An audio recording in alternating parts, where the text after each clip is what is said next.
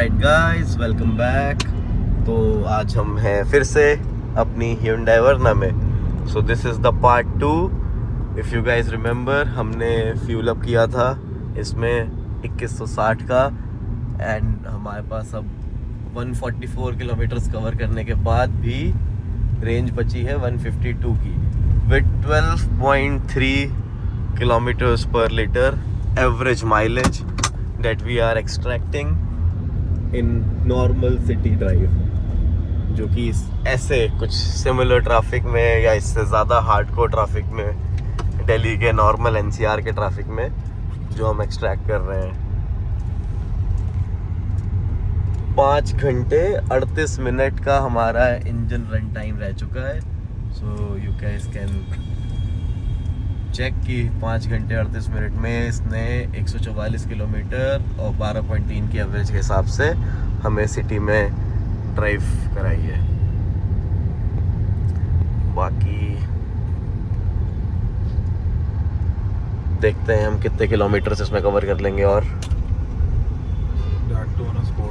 That too on sports mode, क्योंकि यार sports में ही मज़ा आता है ना। टर्बो चला रहे हो, वो भी मैनुअल, तो स्पोर्ट्स में ही मज़ा है भाइयों। अगर ऑटोमेटिक है आपकी डीसीटी तो भी स्पोर्ट्स में मज़ा है, मैनुअल में तो मज़ा ही स्पोर्ट्स में, सीधी बात, फैक्ट है ये। बाकी आप मज़ा तो इको में भी कर सकते हो, क्योंकि मैनुअल है, गियर शिफ्टिंग अपने हिसाब से ये है, नीड है नॉट डीसीटी की वो उसको बताना है कि क्या करना है। हमने तो खुद अपने हाथ दौड़ाने हैं। बाकी आप बताओ भाई साहब, आपको क्या लगता है कि मैनुअल में ज़्यादा मज़ा है कि डीसीटी में? मैनुअल में यार, दोनों के अपने अपने पर्क्स हैं। दोनों के अपने अपने perks. I would prefer automatic. हाँ, जो अब ये रेगुलर सिटी ट्रैफिक है तो उसमें तो हम ऑटोमेटिक प्रेफर करते हैं, बट फिर उसमें भी एक प्रॉब्लम है कि आपको उतनी एवरेज नहीं देगी। अब हमारी सीवीटी है वो हेक्टर, अब वो हार्डली हमें 9-10 का एवरेज भी नहीं दे पाती। वो भी और ट्रैफिक में फंस जाओ तो 7-8। इसमें क्या है कि ये मैनुअल है तो ट्रैफिक भी है तो भी आपको जगह मिली, आप इधर उधर से मौका निकाल के थोड़ी बहुत तो एवरेज बेटर ही एक्सट्रैक्ट कर लोगे। और गियर अपने हाथ में है ना, डीसीटी में भी आपको गियर होल्ड करेगी वो। और टॉर्क कन्वर्टर है तो टॉर्क कन्वर्टर में तो गाइस आपको पता ही होगा, 40 पे चौथा गियर, 50 पे पांचवा गियर, 60 पे छठा गियर, फिर 90 पे छठा गियर। हाँ, 90 से नीचे तो उसने छठा गियर पढ़ने ही नहीं देना सिटी में। और सिटी में हम अभी चल रहे थे छठे गियर पे, तो अभी भी हम छठे पे ही हैं। अब छठे पे ही है भाई। लो क्रूज छठा पड़ा हुआ है, बढ़िया नॉर्मली चल रही है। 40 की स्पीड, 47-48 की स्पीड है, कोई टर्बो लैग नहीं ऐसा क्रेजी।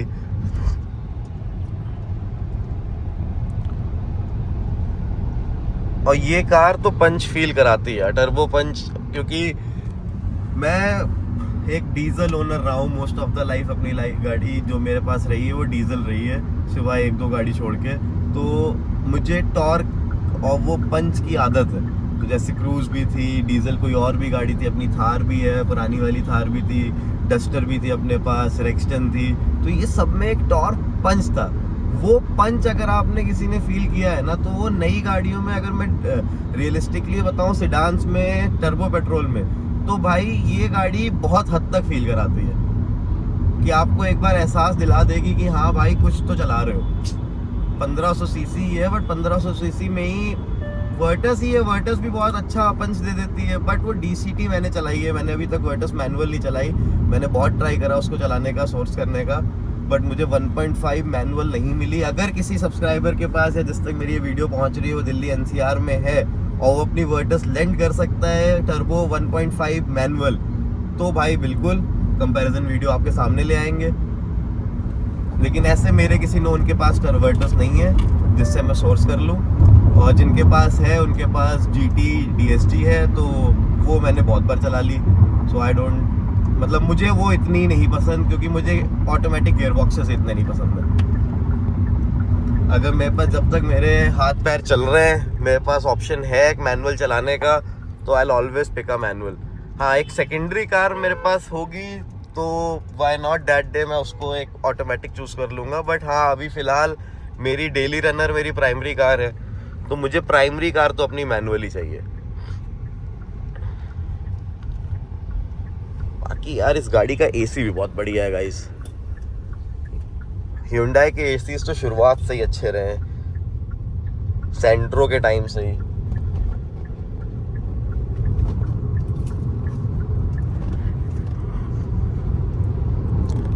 कुछ लोग बोल रहे थे मेरे को कि इसकी हाई स्पीड स्टेबिलिटी जर्मन्स के स्टैंडर्ड्स पे नहीं है। तो भाई बहस करने से पहले अगर आपको मैं बताऊं, if you are true German fan, so if you have ever experienced Polo, if you have ever experienced Jetta, आपने सुपर्ब चलाई है, आपने लॉरा चलाई है, तो आपको तो भाई वैसे भी खुद को ही पता होगा कि आप वर्टस और स्लाविया पे जो कमेंट कर रहे हो कितना ही वैलिड है। क्योंकि Virtus and Slavia MQB platform, जो MQB IN प्लेटफॉर्म है, जो अपने इंडिया के कस्टमर्स के लिए बनाया गया है, तो उसमें आप MQB प्लेटफॉर्म जितनी स्टेबिलिटी और उसका जितना परफॉर्मेंस नहीं है ना, उसके जैसे लेवल के पार्ट्स है। अब पोलो का बोनेट लेने चले जाओगे 25,000 का आता है, वर्टस का 6-7 हज़ार में मिल जाएगा।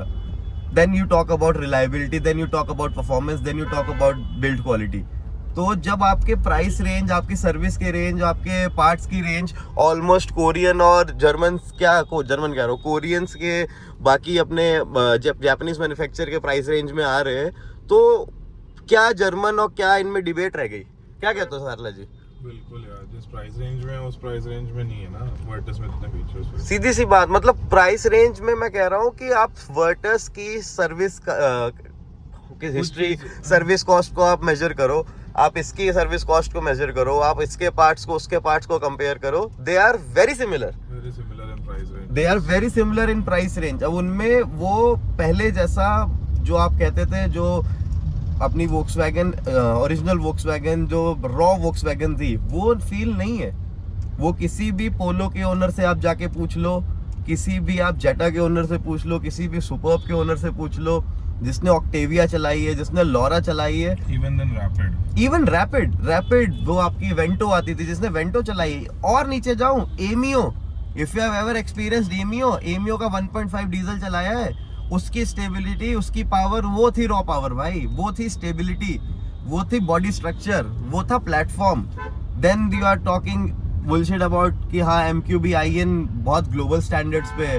कंपनी खुद कह रही है हम इंडियन स्टैंडर्ड्स पे गिरा रहे हैं, और यहाँ हमारे फैन बॉयज मर रहे हैं। जो चीज़ आपके पास अवेलेबल है उसको अप्रिशिएट करो, नहीं तो ये भी नहीं रहेगी। आते आते इस प्राइस ब्रैकेट में 2 लीटर के इंजन, 2200 सीसी के इंजन गिरते गिरते 1500 सीसी 3 सिलेंडर तक आ गए हैं, और 10 साल रुको, ये भी नहीं मिलेगा। फिर करते रहना जर्मन और कोरियन और होंडा पे debate. Whenever whatever you have, it's all about कि जर्मन है, कोरियन है, कोई भी है भाई, जो आपके पास है उसको अपने मैक्स पोटेंशियल पे एंजॉय करो। कम्युनिटी हेट करने की थोड़ी ना है भाई। हर गाड़ी का अपने फ्लॉज है, हर गाड़ी के अपने पर्क्स है। कोई इस चीज में अच्छी है, कोई उस चीज में अच्छी है। किसी के 2 प्लस पॉइंट्स यहाँ बेटर है, किसी के 2 प्लस पॉइंट्स वहाँ बेटर है। अगर आप कह रहे हो 5 स्टार सेफ्टी, तो 5 स्टार सेफ्टी रेटेड तो ये भी है। हाई GN कैप में इसमें हाई स्पीड स्टेबिलिटी में थोड़े प्रॉब्लम्स निकले थे, ठीक है। वोक्सवैगन में आपके वर्टस स्लाविया में कोई इश्यूज नहीं है, उसमें भी है। तो it's not about hate, it's all about the community. आप एक ही कम्युनिटी के हिस्सा हो, आपको साथ में घूमना है, इसी रोडों पे चलना है, इसी देश में चलना है, यही कल्चर है भाई। अभी राइड्स पे जाओगे, राइड पे जाते टाइम नहीं सोचते ना कि उसके पास वरना है, अरे उसके पास थार है, अरे उसके पास स्लाविया है। सब एक ही कम्युनिटी के, एक ही ग्रुप के हिस्से हो ना, तो उसको वैसे ही रखना है। हेट फैलाने से 2 बातें बुरी बोलो, ठीक है, बुरी भी बोलो तो अच्छी भी बोलो। बाकी यार मजा आता है इस गाड़ी को चलाने में, कुछ भी बोलो। वर्टस को भी चलाने में मजा आता है, नो डाउट भाई, कोई डाउट नहीं उसमें कि उसको चलाने में मजा नहीं आता। उसका भी पुल बहुत अच्छा है। 200 मैंने खुद, मेरे पास उसकी वीडियो नहीं है, बट डेफिनेटली मेरे पास नेक्स्ट टाइम मौका होगा, मैं उस पर भी शूट करूंगा। तब मैं वीडियोस इतना ज्यादा बनाता नहीं था। आई थिंक मैंने 204, 205, आई थिंक 204 पे क्लॉक होती है। 204 मैंने पूरी लखनऊ एक्सप्रेसवे हाईवे पे खींची थी अपने दोस्त की गाड़ी। जमाना तो 2017-18 में क्रूज भगा देते 220 जितना उसका मीटर था। इसके मीटर को मैंने पूरा खींचा है, 217 चलाई है मुंबई एक्सप्रेसवे पे।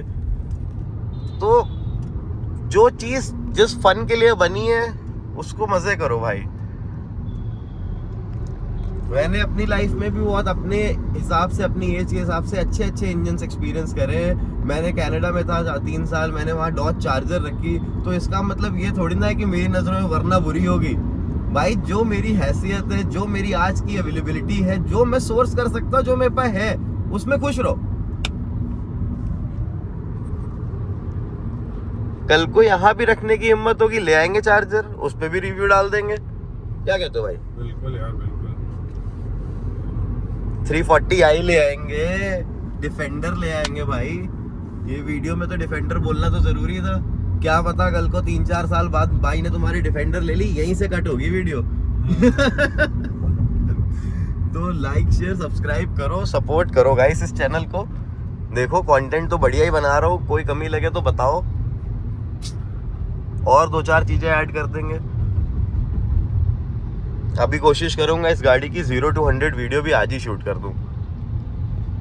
बट अभी 0 to 100 वीडियो में शूट करना नहीं चाह रहा हूँ, क्योंकि बेसिकली ये टैंक मैं यूज़ करना चाह रहा था सिर्फ इसी के ऊपर कि कितनी सिटी ड्राइव पे मैं माइलेज एक्सट्रैक्ट कर सकता हूँ। तो इसीलिए अभी तक मैंने इसको उतना भगाया भी नहीं है कि मैं इसको इसीलिए मैं इसको UER से, हमारे पास आने का ऑप्शन था, हम इसको सिटी से लेके आए कि लेट्स एक्सपीरियंस कि यहाँ सिटी में हमें वैसे कितना दे रही है। हम UER से आते, हम एक दिन और दिल भात डलवाते, थोड़ा और बेटर माइलेज एक्सट्रैक्ट करते, बट वी आर टेस्टिंग कि क्या बेस्ट कर सकते हैं।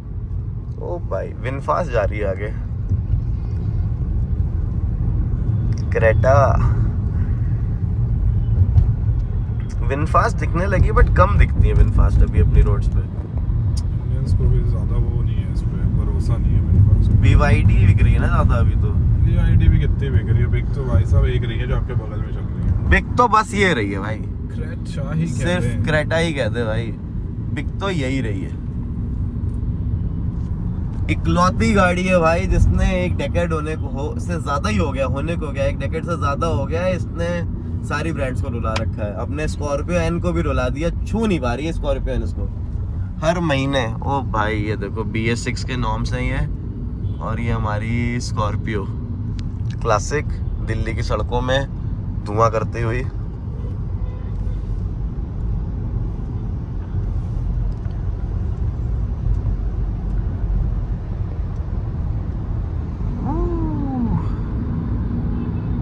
स्पोर्ट, जैसे कि आप देख ही रहे हो गाइस, बहुत ही इकोनॉमिकल वे में हम ड्राइव करने की कोशिश कर रहे हैं। हम चाहते तो अभी तक विनफास्ट को हम पीछे छोड़ देते, बट हम नहीं, इसको उतना अभी उस क्रेजी वे में पुल लेना नहीं चाह रहे हैं। वैसे मैं कह रहा हूँ भैया एक बार पुल लेके अब जरा विनफास्ट के पास ले ही चलो। रैश ड्राइविंग नहीं रिकमेंड करते हैं हम, माइलेज निकालना रिकमेंड करते हैं हम गाइस। हमसे रैश ड्राइविंग हमें अच्छी नहीं लगती। Drive safe, be safe, others keep others safe, most importantly खुद को जानना जाओ, जैसे अपने UK07 राइडर ने किया ना भाई, एक्सप्रेसवे पे जाके कर लो। मत करो गाइस, मत करो ये सब भी ना करो गाइस, ये सब भी ना करो। भाई ना करो, वो तो बच गया, उसके पास फॉर्च्यूनर थी गाइस, वो तो बच गया। तुम वर्टस पलटाओगे तो खत्म हो जाएगी वर्टस। ये लो देखो भाई विंडफास्ट, अच्छी तो क्या ही लगती है, रोबोट लगती है भाई मुझे सब गाड़ियाँ, ज्यादा रोबोट लगती हैं। अब बलिनो पलटाओगे तो भाई खुरचे ही जाओगे। ध्यान रखो, खुद को सेफ रखो, दूसरों को सेफ रखो। अब हम आगे हैं महिपालपुर।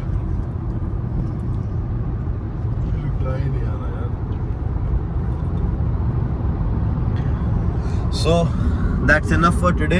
हमने वीडियो 14 मिनट की तो ऑलरेडी हो गई है। बाकी I will try to show you और I will try to add some clips की जिसमें हमने कितना माइलेज इसमें एक्सट्रैक्ट किया। बट फिलहाल हमने इसमें 137 की रेंज बची हुई है। भैया ड्राइव इन्फो से ज़रा रिफ्यूलिंग इन्फो पे जाओ। रिफ्यूल इन्फो में हमने 155 किलोमीटर्स कवर कर लिए हैं और 12.4 की हम एवरेज एक्सट्रैक्ट कर रहे हैं।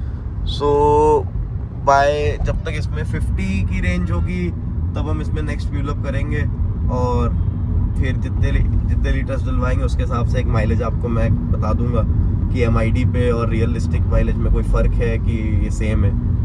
बाकी for now that's it. Like, share and subscribe this video. If you have any more thing to tell me, suggest me, you are open.